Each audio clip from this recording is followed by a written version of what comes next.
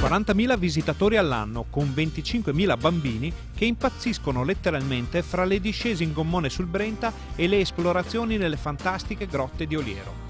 Per non parlare delle proposte per i ciclisti e i musei del complesso di Valstagna. È partita ufficialmente con il taglio del nastro e la benedizione solenne la stagione turistica estiva nella Val Brenta e ci sono molte novità entusiasmanti. Apriamo il complesso turistico delle grotte di Oliero assieme con la visita alle grotte, con la barca e i musei di speleologia e carsismo e il museo delle cartiere, e anche inauguriamo l'apertura del Bicigrill.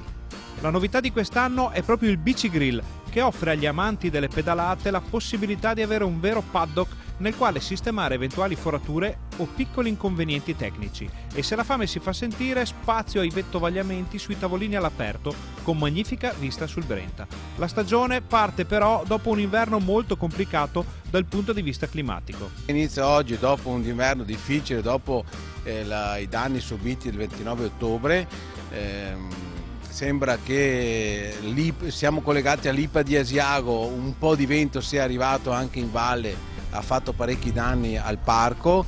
L'importanza del sito è confermata dalla presenza del presidente del Consiglio regionale del Veneto, Roberto Ciambetti, che più di qualche volta ha vissuto l'esperienza di una discesa mozzafiato sulle rapide del Brenta. Come in altre parti del Veneto, priorità data alle strutture turistiche che devono tornare in piena efficienza durante la stagione appunto dedicata al turismo. Qui è un posto che vede 40.000 visitatori all'anno, è stato messo completamente in sicurezza rispetto a quanto avvenuto lo scorso autunno, ed è un intervento che metterà in sicurezza anche per i prossimi anni la stabilità idrogeologica del versante delle grotte di Oliero, una risorsa idrica fondamentale per il Veneto, ma soprattutto anche appunto sicurezza per i cittadini, i turisti che arrivano da tutta Italia, da tutta Europa a visitare questo luogo. Il complesso turistico ha anche un risvolto occupazionale molto importante, dato che nel team di Ivan Pontarollo lavorano a pieno regime più di 50 persone, che provengono quasi tutte dai paesi della valle.